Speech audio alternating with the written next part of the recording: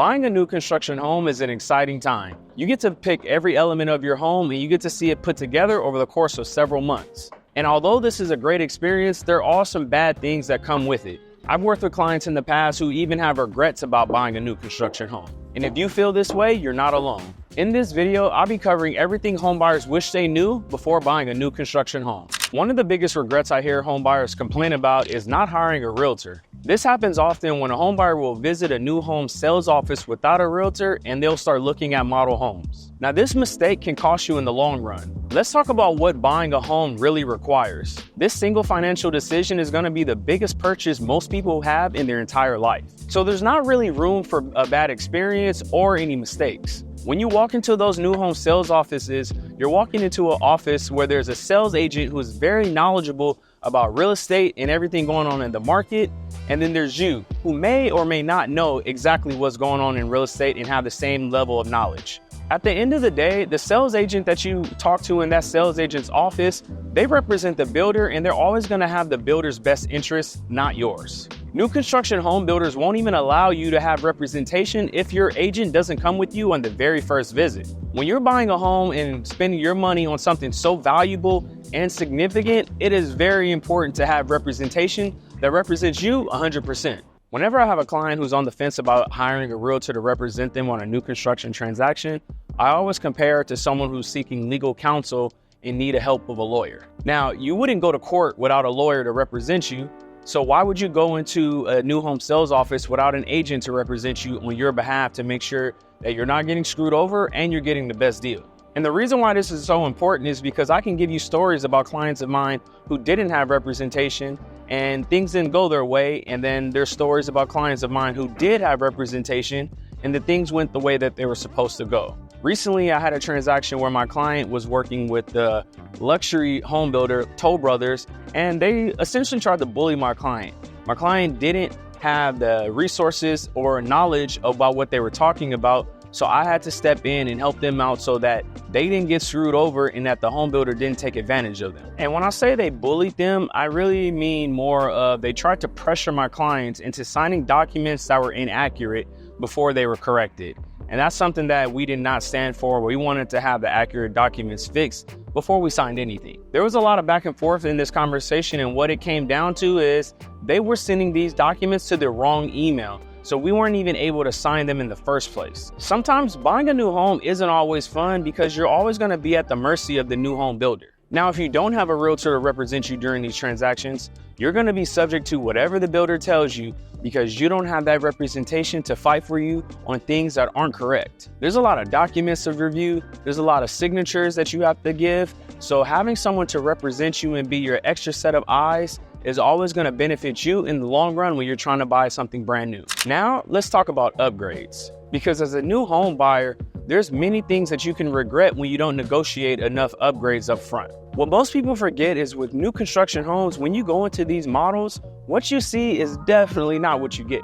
When you go and sit down with a sales agent in their office, they're going to go over everything that you have the ability to add or subtract from your home, and then you can make it your own. Now, of course, if you're adding things, there's going to be an additional cost that is associated with that. Typically, some standard features of your home that will be included are going to be vinyl flooring, flat white paint, or an unfinished backyard. Now, some things that are considered upgrades are going to be wood flooring, additional appliances, additional bedrooms and bathrooms, a gloss paint, or a fully landscaped backyard. The thing that you have to remember when you go into these model homes is these homes, again, are fully loaded and the builder is trying to give you an idea of everything that you can possibly do to this home. So it's upgraded to the T. They want you as the home buyer to walk into this home and you can say, I like this, I like that, I would change this, or I would change that. Sometimes you can actually really walk into these new builds and be in awe because you love every single thing about it. Now, if you did the right thing and you have an agent to represent you, you can have them negotiate additional upgrades on your behalf or additional incentives. You have to keep in mind, all new home builders are going to offer incentives, but they're going to change from different builder to different builder. Not everyone is going to have the same incentives. Some may offer you closing costs, some may offer you additional appliances, or some may even offer you a rate buy down. Now, even though these home builders all have their standard set of offerings and incentives, it's always a great idea to ask for more. I always live by the rule, a quiet mouth does not get fed. So if you don't ask for additional upgrades, you're not gonna get them. You never really know what the builder is gonna accept unless you really ask. I recently had a client who closed up in Inspirato last month, and he was able to get all standard finishes in his home, and then he went ahead and tore everything out a week later just to replace it with one of the contractors that I connected him with. The reason why he went through it this way is because he was able to save a ton of money by not going through the builder and using their marked up upgrade costs. Because a lot of times what you guys don't understand is when you go through the builder, everything is gonna be marked up. You're gonna pay premium dollar for the builder to do the upgrades. So I pitched the idea to my client, let's get all standard finishes and you can use one of my contractors in order to redo everything how you want it. After closing, my client ripped out all of the carpet, repainted all the walls, added a new shower, and he added additional cabinets. And he paid about a quarter of the cost of what the builder was gonna charge him. Now this route is always a good idea as well, because you still get to fully customize your home how you want it, except you're not paying the intense cost that the builder is gonna charge. Now I also have clients who went all out with upgrades and they paid the high premium that the builder was charging and their home still came out fantastic. It really just depends on your needs as well as your budget. There is no perfect way to build a new construction home. It's all about what your level of commitment is to the long process. Now, if there's one thing I will tell you that you better do when it comes to buying a new construction home is read the fine print. Many buyers always regret not reading the fine details of their contract that they're signing. Buying a new home is an exciting time, but don't get so excited that you're careless with reading over the contract. And I know it's a lot of words, a lot of terms, and some things that you just don't simply understand, but you have to know that everything that you are signing, you're obligated to follow. Reading through the contract can help you catch something that was missed or catch something that needs to be added. When I was working with a client at the end of last year, reading the fine print helped us save thousands of dollars because the lender that the home builder provided for us was charging us an excess in fees that we caught by reading the fine print. We were 2 weeks out from closing and we ended up finding a new lender who not only saved them money, but it actually put money back in their pocket. This was their dream home and they built it from the ground up with a huge, massive backyard and an RV garage. So this was a deal that they weren't losing out on. I'm all about saving money for my clients, and that comes at the expense of sometimes I have to be the bad guy with the builder just to fight for my clients to get a win. I want you to have an overall great experience when you're buying a new construction home with me, and that's why I go to the lengths that I will, so that you always come back and know that I have your back. Whether you're new to my channel or you've been here for a while, let me reintroduce myself. My name is Chris Brown and I'm a real estate advisor with Simply Vegas. Here on my channel, I help you find your new home whether you're a local or relocating from somewhere else. I would appreciate it if you like this video, subscribe to my channel, and click the bell so you don't miss any of the good, the bad, the ugly about living in Las Vegas. If you happen to be watching on your TV, scan the QR code on the screen.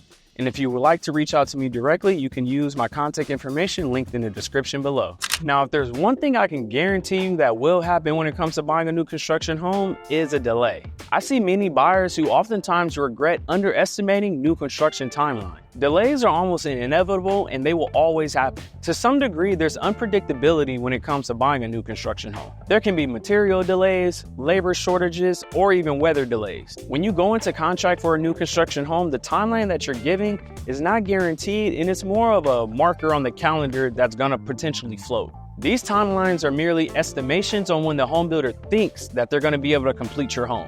I've seen quotes from 6 to 8 months as well as 12 to 24 months. It all depends on the builder, the home size, and how many upgrades you're putting into it. The clients that I mentioned to you earlier who had some issues with the lender, they had some delays in their home where we had to find temporary housing while their home was still being completed. They were buying a brand new home in North Las Vegas, but the rental that we found was all the way in Henderson. But the good thing about it is it was brand new and never lived in, so it still gave them that experience that they were looking for with their new home where they were the first occupants. They ended up staying in this home for about 3 months until their new construction home in North Las Vegas was finally completed. After we got word that their new home was finally completed, we were able to relocate them from one city to the other instead of one state to the other. I think for me, providing the best service for my clients is always going to be my top priority, even when it is something outside of what we initially discussed. Because we didn't talk about getting a temporary housing situation, but I went ahead and found that for them because I knew that they needed to be here in Las Vegas while their home was being built. Now, I also have a client who's building here in Sky Canyon, and they've been building this home for almost a year now. This process has required a ton of patience from my clients because Being in contract for a year means you have to be very strategic with how you spend your money for an entire year, and that's going to affect how you ultimately close in the end. We went into contract last December, and we now have our final walkthrough this upcoming December at the beginning of the month. I always want to recommend that no matter what direction you go when it comes to buying a new construction home, always expect and anticipate some delays so you're prepared for them. At this point in the video, I want you to share with me in the comments if you ever have experienced delays when building a new construction home. If you did, how did it affect your potential move? Let me know below. Now, one of the most important things about buying a home that a lot of people forget and regret not budgeting for is closing costs. Now, when you don't budget for closing costs and you can't bring that cash to close at the closing table, you are potentially risking losing that home. At the beginning of the transaction, you not only need your earnest money deposit to secure that home site, but you also need to be prepared for a closing cost that is going to be due at the end of escrow. The earnest money deposit is only going to be an upfront cost, and the closing cost is going to be a back-end cost that you pay at the end of the transaction. So in short, in order to close, you have to have closing costs. And that is something that a lot of buyers tend to regret not budgeting for because they didn't know that they needed the excess in cash on hand when they close on this new home. I have seen buyers who couldn't provide closing costs, and what the home builder did was they took their home away from them and they ended up selling it as a quick move-in, and someone else ended up buying that home. Can you imagine being in contract for a year and you can't even close on that home, and someone else comes in and reaps the rewards and benefits of everything that you hand selected for your home?